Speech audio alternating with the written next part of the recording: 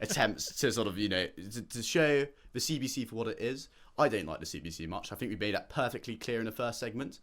And again, they were working in cahoots with Justin Trudeau's government. So Justin Trudeau, his press team, they released a sort of manuscript of the conversation between Erin O'Toole, who, by the way, recently is approaching his 100th day in office, and Justin Trudeau. And basically, it showed Justin Trudeau scolding the man.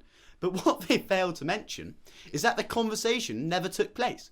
They released the manuscript about an hour or so before Justin Trudeau was scheduled to meet with Erin O'Toole.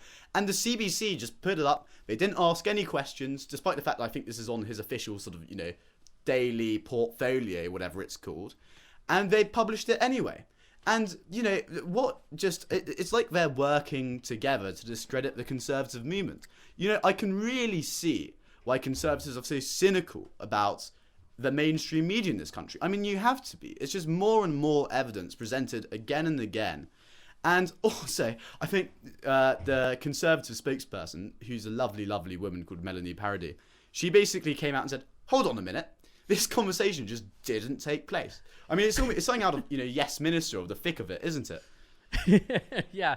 Well, it hadn't happened yet. I think it came out. Well, I think you might have said it there, right? It came out an hour or two before the conversation even took place. Yeah. So, which basically shows that it doesn't matter what they even were gonna talk about. They already knew what they were gonna put out to the public.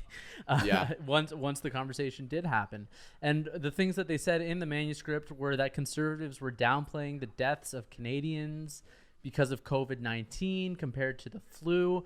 I don't really even know what they're referring to there. I think it's been pretty... Actually, I think that Conservative premiers have been generally pretty strict on lockdowns. I mean, you look at Doug Ford, he's basically destroyed the economy of Ontario to prevent people from dying. Brian Pallister won't let people buy like a dog cage because it's not an essential item. You can't go to the aisle. Jason Kenney's basically shut down the whole province. No one's particularly popular in any of those provinces, and they're doing it because they don't want people to die. I don't know really what the point of that is. Brian Pallister is the least popular premier in Canada. He's polling like 33%. After that, it's Jason Kenney at like 40%. And I think Doug Ford is actually polling at about 55%, and that's all according to Angus Reid.